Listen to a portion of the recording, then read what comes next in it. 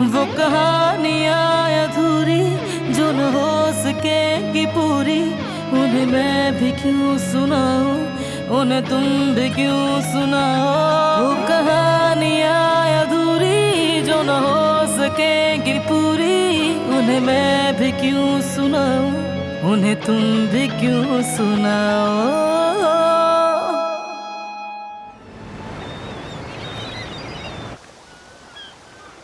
कौन हो तुम? एक आवारा सितारा जो सूरज की तरफ खिंचा चला आया। क्या मतलब है, मैं सूरज हूँ क्या? बिल्कुल हो।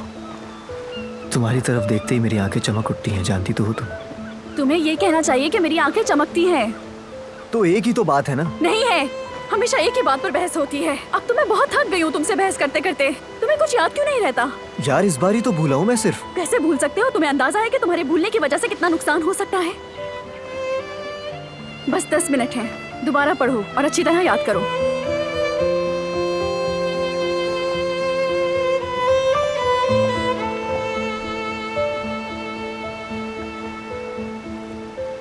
इसलिए तुम्हें पहले उसकी इजाजत लेनी चाहिए थी, पूछना चाहिए था कि मदद चाहिए या नहीं।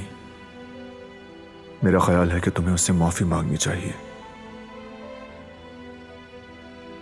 माफी मांगना भी उसकी मदद ही होगी। पढ़ क्यों नहीं रहे हो तुम? उफ, मैं समझ गई तुमसे नहीं होगा। बेकार में वक्त आया हो रहा है मेरा। मैं जा रही हूँ। मत जाओ।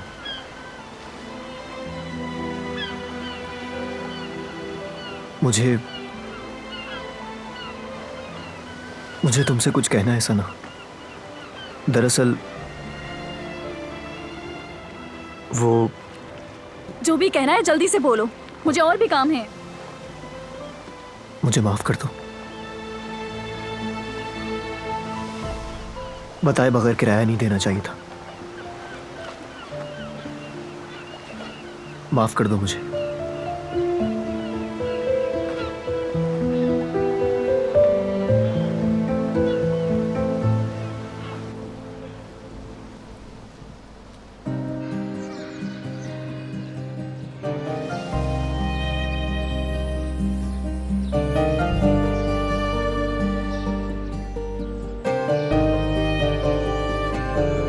आओ जरा।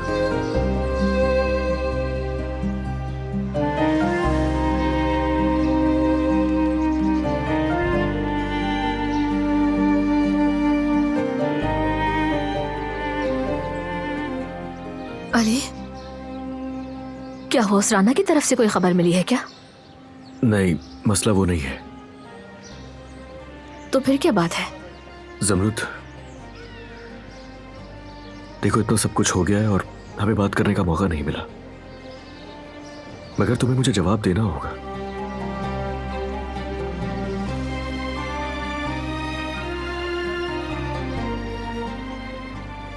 मैं तुमसे मोहब्बत करता हूं। क्या तुम्हें भी मोहब्बत है या नहीं, ये जानना मेरे लिए बहुत जरूरी है।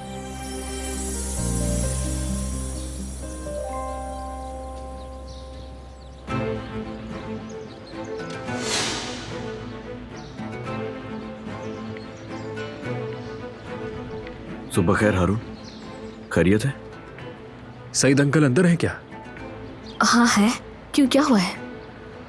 कुछ नहीं, बस उनसे थोड़ी बात करनी थी। हारून देखो, तुम उन्हें जो कुछ हुआ वो तो नहीं बताओगे ना?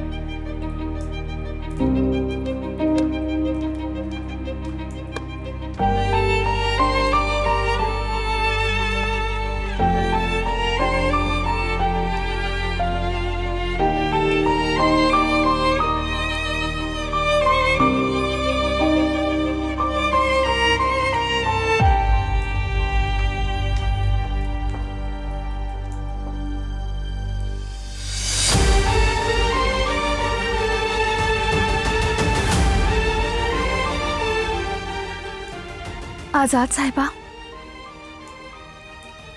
आपको शुक्रिया कहना चाहती हूँ। कल आपने मुझे लॉन में देख लिया था। अगर आप ना होती तो शायद आज बहुत कुछ बिगड़ चुका होता। आपने मेरी जिंदगी बचाई, बहुत शुक्रिया।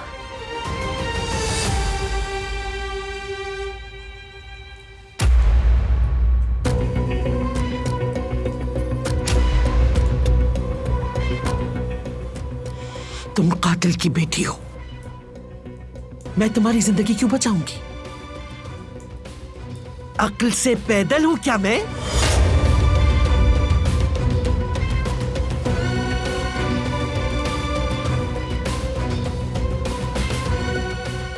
तुम्हारी जैसी घटिया औरत की मेरी नजर में कोई हैसियत और वक़्त नहीं, याद रखना। नागिन हो तुम।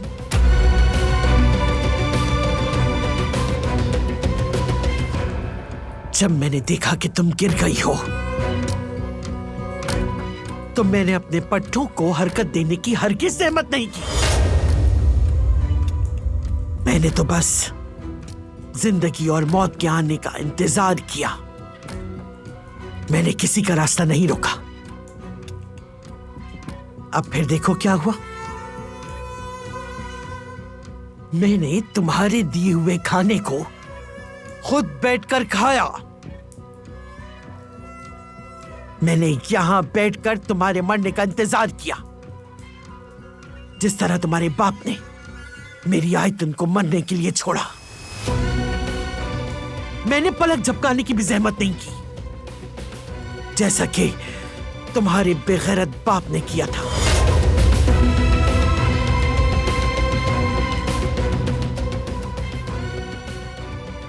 तो फिर आपने क्यों बताया कि आपने मुझे देखा था? क्योंकि मुझे अंदाजा नहीं था कि तुम बच जाओगी।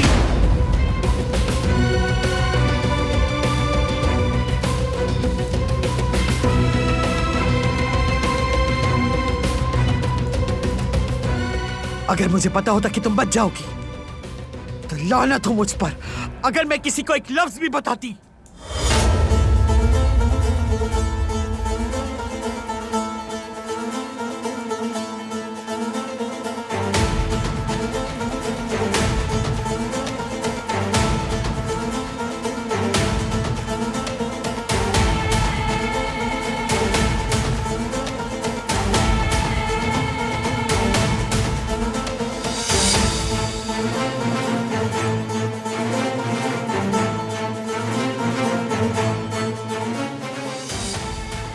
क्या हो रहा है यहां?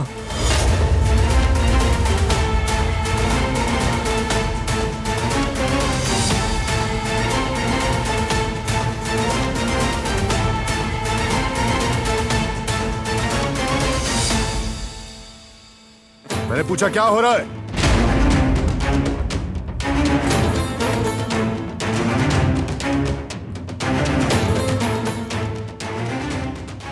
शुक्रिया अदा करने आई थी मेरा।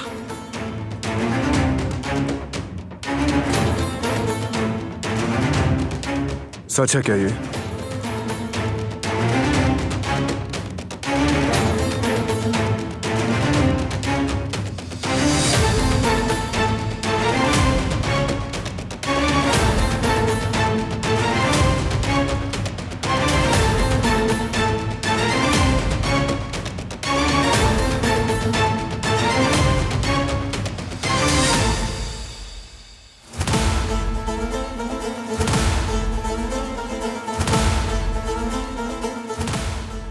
अगर कोई और बात नहीं है तो मैं तुम्हारे बाबा को देख लूं।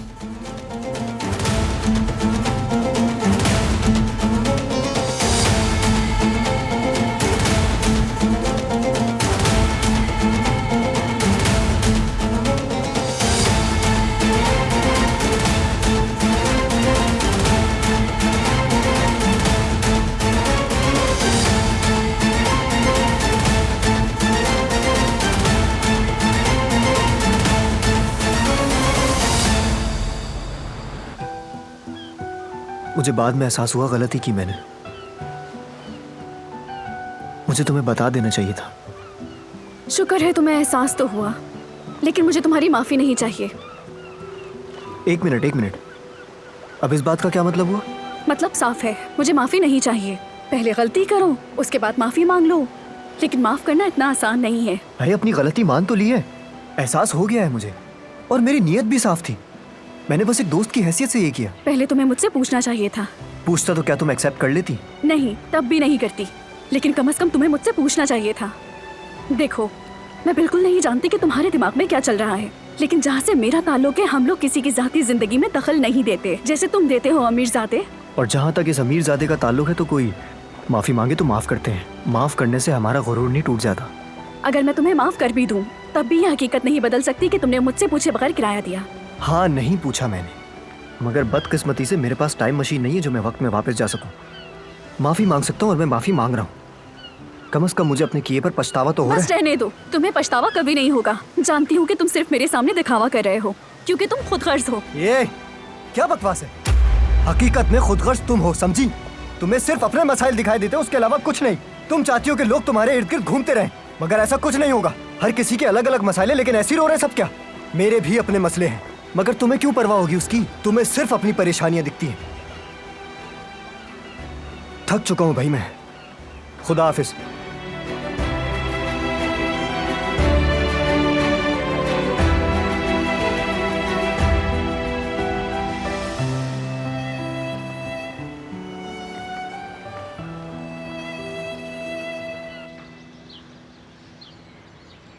आप शायद दिलान साहिबा के साथ अस्पताल जा रहे हैं, है ना? वो आई क्यों नहीं अभी तक? आ रही होंगी, मैं जाकर देखती हूँ। उससे कहें जल्दी करे, मैं बाहर इंतजार कर रहा हूँ। ठीक है। बारान, कहाँ जा रहे हो तुम? हॉस्पिटल चेकअप के लिए। अच्छी बात है बेटा। अरे बारान, मैं जब बाबा के कमरे में गई थी तो तंजीम से कॉल आई थी। वो बता रहे थे कि तुमने इस साल उनकी बहुत मदद की है। अल्लाह तुमसे राजी हो, तुम्हारी माँ को इस साल सवाब पहुंचे। शुक्रिया मेरे बच्चे, तुमने साबित कर दिया कि तुम में काराबियों का खून है। ऐसा कहना हमारे सवाब को कम कर सकता है। हमें जरूरतमंदों की मदद करनी है। मेरे माँ बाप ने यही सबक सिखाया मुझे। मैं सिर्फ उनके रास्ते पर चलकर ही ये सब करता हूँ दादी जान।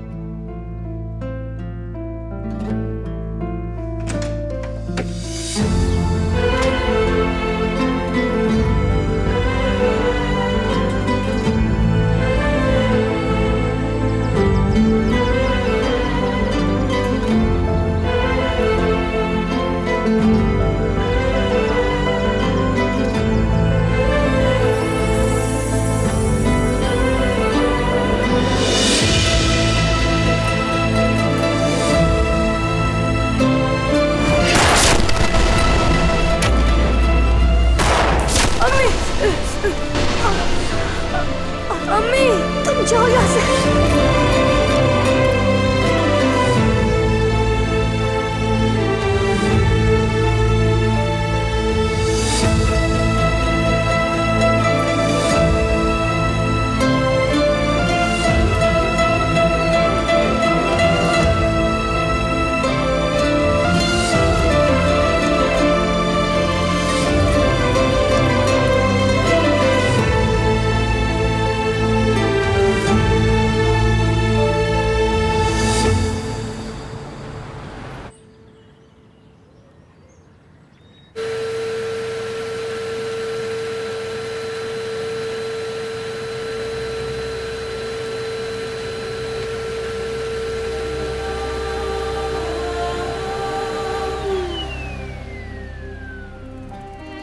क्या हुआ जेवदत, कोई बात है क्या?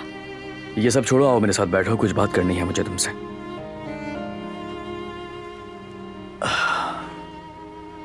जवेरिया, मैंने बच्चा अडॉप्ट करने के बारे में सोचा है और फैसला भी कर लिया है। तो बताओ ना जेवदत, सस्पेंस से मार दोगे क्या? क्या फैसला किया है तुमने? जवेरिया, मेरी जिंदगी इतनी आसान नहीं है, ना सिर्फ मेरी बल्कि फैमिली की भी। हमने बहुत कुछ सहा है। खास तौर पर इस इंतकाम ने मेरी जिंदगी को बुरा ख्वाब बना दिया है। मुझे अपना बचपन भी याद नहीं और ना ही जवानी। लेकिन फिर भी मैंने हार नहीं मानी। कुछ भी हो, दिन रात मेहनत की है। और एक दिन मैं तुमसे मिला। तुम्हारा शुक्रिया, तुमने मेरी दुनिया खूबसूरत बना दी।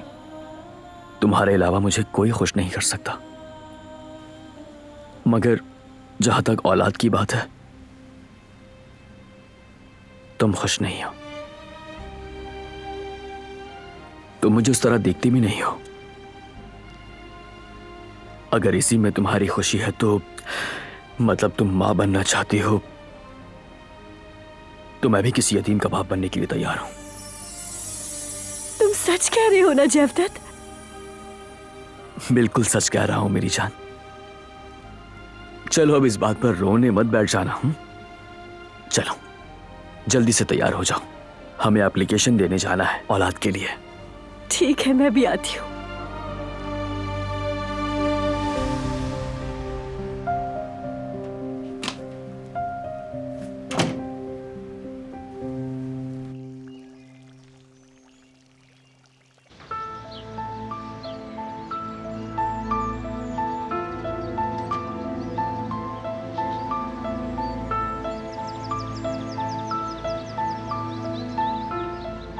कहाँ रह गई थी? दरअसल मेरा पर्स नहीं मिल रहा था मुझे। तो मिल गया अब? मिल गया। ठीक है, जल्दी चलो, देर हो रही है। उसके बाद मेरे साथ कंपनी चलना। मुझे तुमसे कुछ कहना है। ठीक हूँ मैं, डॉक्टर के पास जाने की जरूरत नहीं। तुम्हें प्रॉब्लम होगी। मुझे क्या करना है क्या नहीं मैं डिसाइड करूंगा। चलो अब।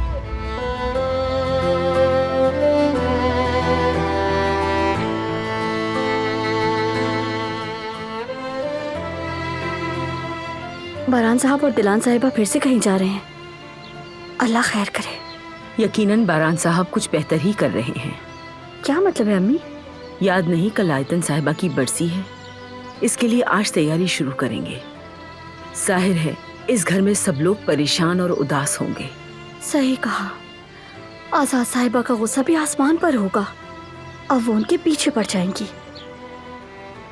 किस तरह अपनी नफरत का इजहार करती हैं उनसे। लेकिन एक बात कहूँ अम्मी, बारान साहब ने दिलान साहिबा को अपनी आगोश में छुपा लिया है। अब कोई भी उन्हें छू नहीं सकता। सही कह रही हो तुम। बेहतर यही है कि दिलान उनके पास ना हो, बल्कि वो तो उनके सामने ही ना आए, क्योंकि जैसे ही वो देखेंगी। खैर छोड़ो।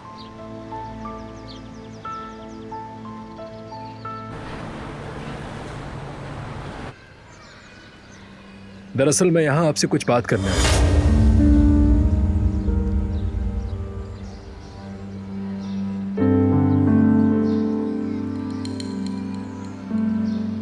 आप जानते हैं अम्मी कुछ दिनों के लिए गांव गई हैं, इसलिए मैं सारा दिन दुकान पर अकेला रहता हूँ। अगर आपको किसी भी चीज की जरूरत हो तो मुझे लाजमी कॉल करें। वो इसलिए क्योंकि मैं फिलहाल बिल्कुल अकेला हूँ, तो खुद को तन्हा महसूस नहीं करूंगा यहाँ। बहुत शुक्रिया बेटा। देखा तुमने सईद, कितना प्यारा बेटा है ये। बेटा तुम्हें अकेले रहने की क्या जरूरत है, आते जाते रहना।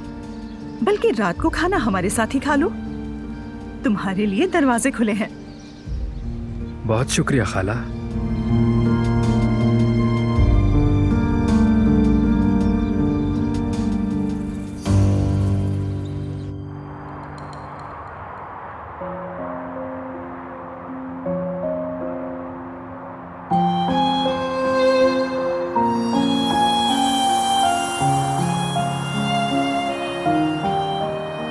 जेवदत, क्या ये वाकई सब कुछ सच है? हाँ बिल्कुल जवेरिया, हमारा ख्वाब पूरा होने में बस चंद कदम बाकी है। ये हमें बच्चा देंगे ना? हमें इतने साल हो गए, अच्छे लोग हैं हम। हाँ बिल्कुल देंगे जवेरिया। तुम्हारे चेहरे पर औलाद की चाह देखकर कौन नहीं देगा। उन्हें देखते ही एहसास हो जाएगा कि तुम कितनी अच्छी माँ बन सकती हो। फिक्र मत करो। पता है मैं बहुत ज्यादा एक्साइटेड हूँ। हमारी ख्वाहिश पूरी हो रही है। देखो मेरा दिल किस तरह धड़क रहा है। चलो अब आ जाओ, अपनी किस्मत आजमाते हैं।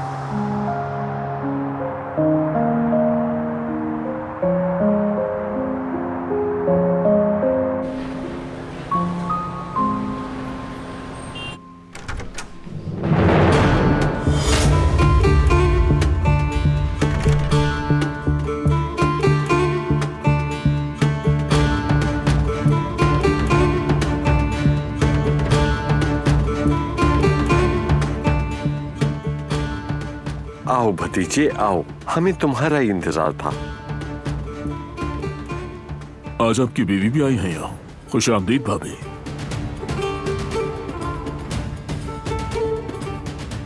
बारान,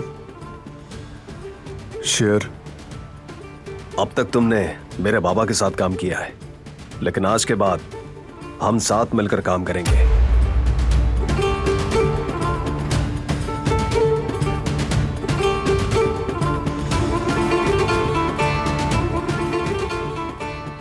मेरे ख्याल से ये मीटिंग सिर्फ पार्टनर्स के बीच होनी थी। एम आई राइट?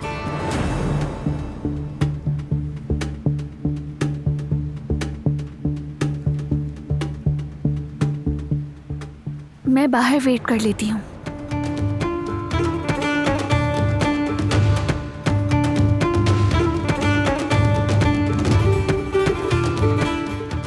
बैठो।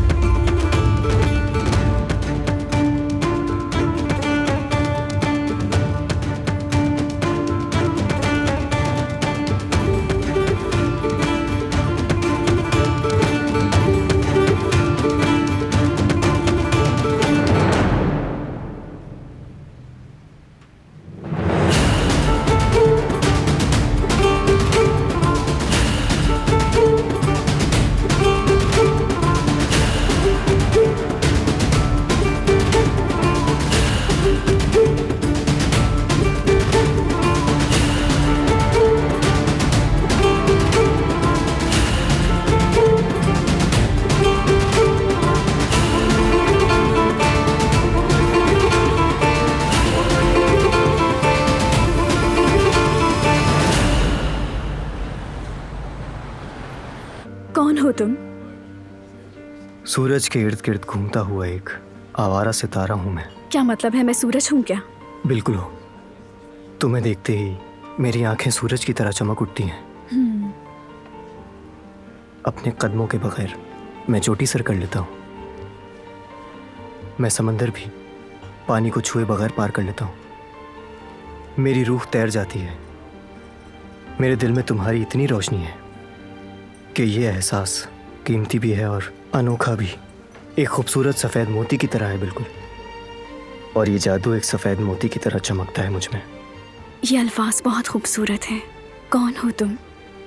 हर इंसान एक पंख होता है, और जब उसे दूसरा पंख मिल जाता है तो वो इश्क की परवाज़ को निकल जाता है। मैं तुम? हाँ मैं। तुम तो मेरे लिए एक चांद हो जो मेरी अंधेरी रातों को रोशन करता है। एक ऐसा परवाना जो रात की तारीकी में खो जाता है। कायनात के सबसे हसीन दो सितारे मेरे सामने हैं और मैं उनकी गहराई में हूँ। तुम्हारी आंखों की ये रोशनी सूरज देखकर भी शर्मा जाता है। इन आंखों में अपना अक्स देखकर दिल को सुकून मिलता है। ऐ मेरे अजनबी, तुम तो वो हो जिसे देखकर मैं अपने गम भूल जाती हूँ। मेरी खुशी हो तुम। ये आवाज़ और ये बातें किसी धुन से ज्यादा कानों में रस घोलती हैं। मुझसे कुछ कहो, चुप मत रहा करो, मुझसे बात करो। लोग देख रहे हैं, अब जाओ तुम। ये बताओ, दोबारा मिलोगी मुझसे? मैं अपनी रात को चांद के बगैर दफन नहीं करना चाहती। मुझे सूरज को जलाती अपनी आंखों से महरूम मत रखना। अब जाओ ना।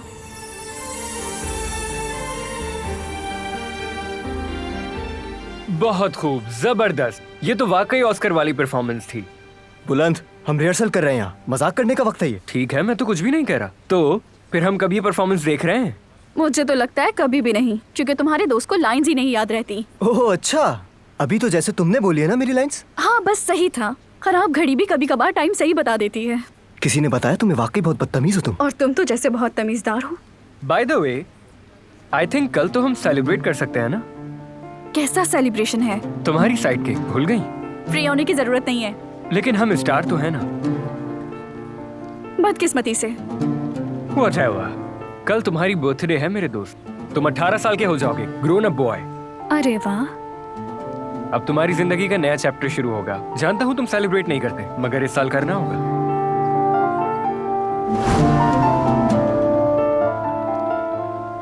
दर्जियन, क्या आप मेरे लिए केक ऑर्डर कर देंगी? मेरे सारे दोस्त आने वाले हैं। मेरी बर्थडे है ना, तो हम सेलिब्रेट करेंगे।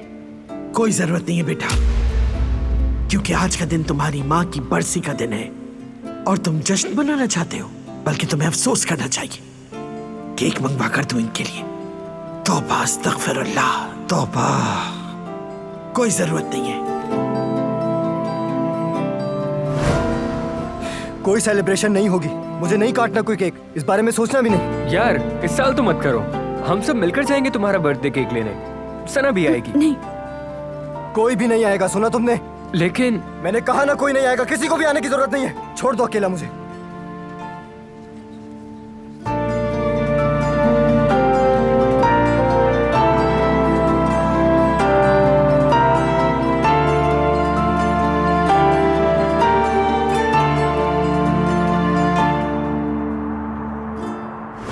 कल तुम्हारी बर्थडे है मेरे दोस्त, तुम 18 साल के हो जाओगे, ग्रोन अप बॉय। अरे वाह। क्या सेलिब्रेशन करूं मैं? कौन सी सेलिब्रेशन? मैं अपनी हर बर्थडे पर मरता हूं। किसी को इस बात का बिल्कुल एहसास नहीं, किसी को भी नहीं।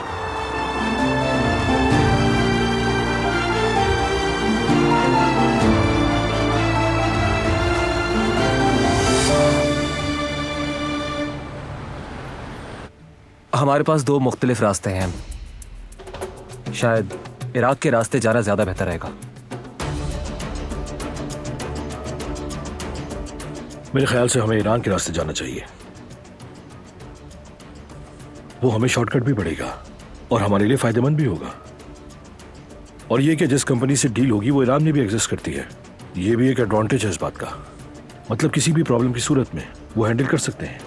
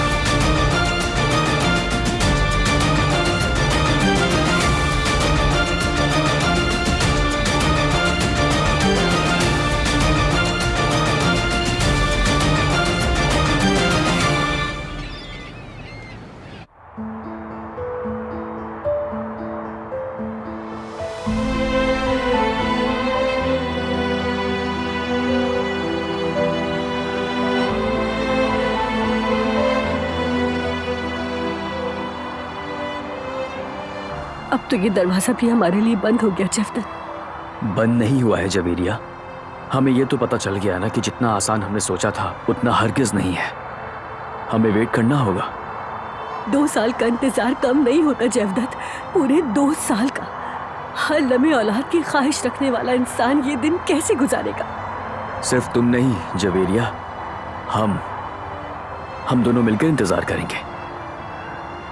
और इस इंतजार के आखिर में बच्चा तो हमारे पास ही होगा ना। और वक्त कैसे गुजर जाएगा पता भी नहीं चलेगा। बस इतनी सी बात है, इंतजार थोड़ा लंबा है, बस थोड़ा सा और।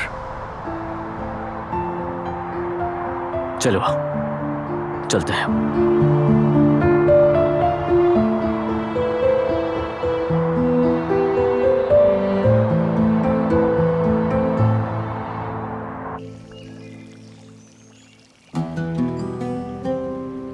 आप मुझे मेहमानों की लिस्ट देने वाली थी बेगम साहिबा। हाँ ये लो। बस इतने से लोग? हाँ बस इतने ही। इस साल बरसी पे मुझे कम से कम लोग चाहिए। हमें बारान की शादी के बारे में किसी को कुछ बताने की जरूरत नहीं है। जितने लोग होंगे उतनी ही बातें होंगी और हमें इन सब से दूर रहना चाहिए। आप सही सोच रही हैं बेगम साहिबा। और ध्यान रखना कि हमारी डोनेशन सही तरीके से जरूरतमंदों को पहुंच जाए। आए दिन के लिए सवाब इकट्ठा करना है। खाने का भी हर साल की तरह इस साल भी अच्छा एहतमाम करना। हम रिवायत खराब नहीं करना चाहते। जितने मेहमान आएंगे अच्छी तरह खातिर करेंगे, ताकि जितने भी लोग यहाँ आए हमारी मेहमानदारी की तारीफ करें। आप फिक्र नहीं करें बेगम साहिबा, खैर व बरकत की दुआ के साथ हर चीज बनाएंगे ताकि आयतन साहिबा की रूह को सवाब पहुंचे। आमीन।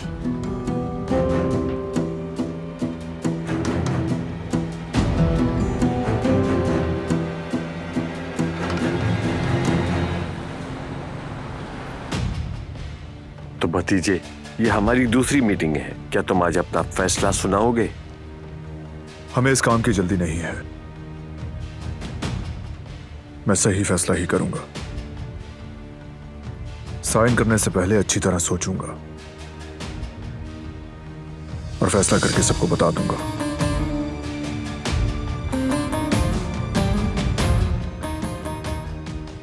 लेकिन बारान, लम्हा लम्हा पैसा है। साइन करने में जितनी देर तुम लगाओगे उतना ही पैसे का नुकसान होगा। पिछली मीटिंग से वैसे ही अब तक लाखों डॉलर्स का नुकसान हो चुका है। सोच कर ही बताऊंगा। हमारे पास सोचने का वक्त नहीं है बारान।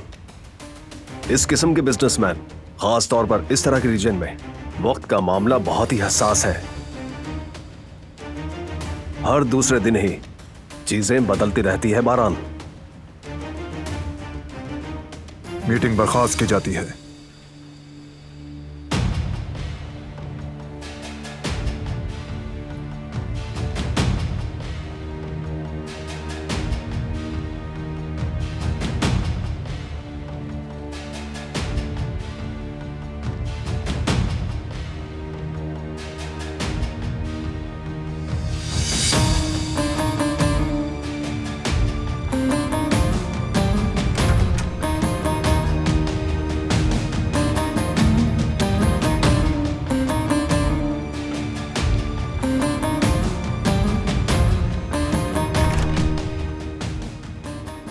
करीम, तुम्हें इस नई कंपनी के बारे में मालूमात है क्या? जी मालूम है भाई, जैसा कि डिस्कस किया था मैंने उसके मामले में तफ्तीश करवाई है। उस कंपनी के बिजनेस के बारे में जो हिस्ट्री थी वो भी निकलवाई है, लेकिन कुछ ऐसा नहीं मिला जिस पर शक हो। बज़ाहिर वो कंपनी साफ सुथरी और कामयाब लग रही है। ऐसी बात है तो कर लेते हैं डील।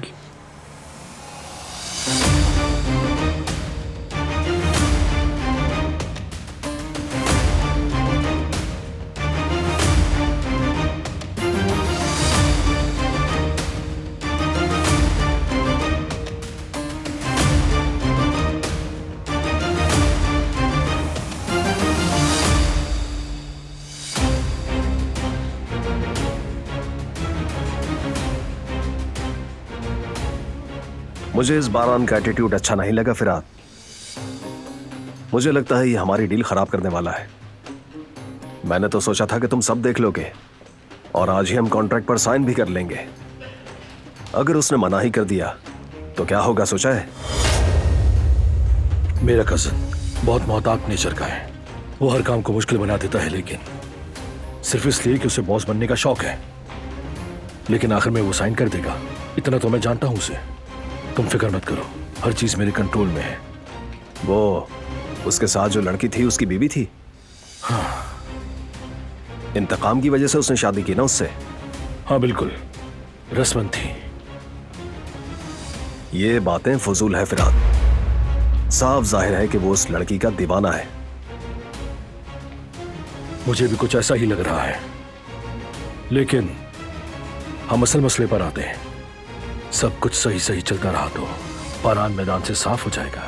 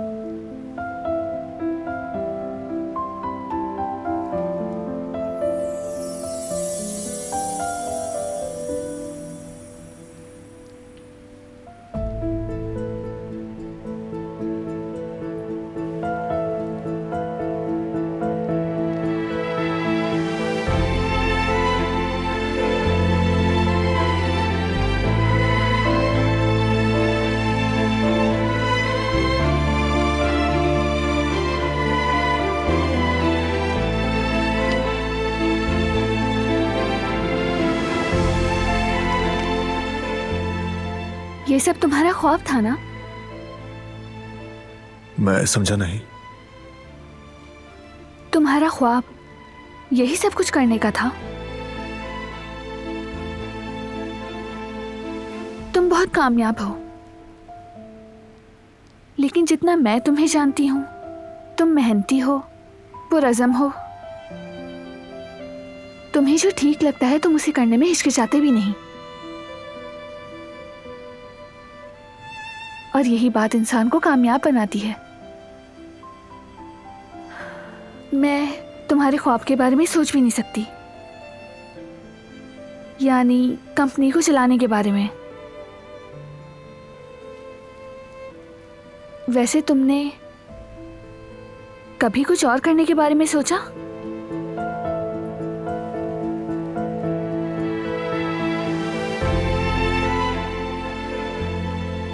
मतलब अपने दिल में?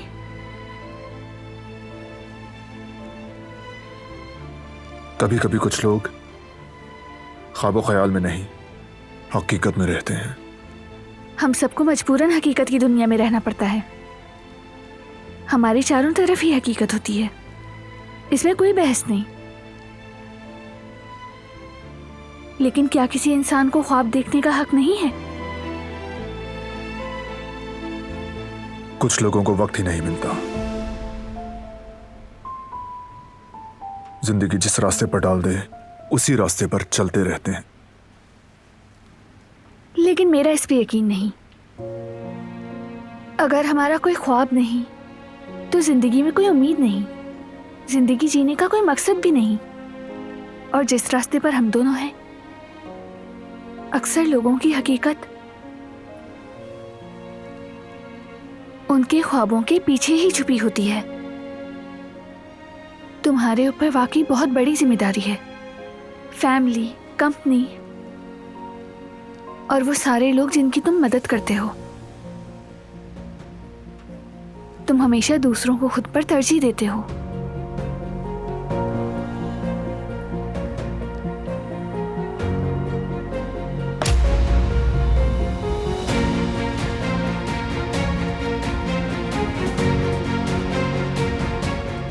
मेरे ख्वाबो ख्याल और हकीकत एक है, अलग नहीं। कि अपनी फैमिली को खुशियां दोबारा लौटाऊं।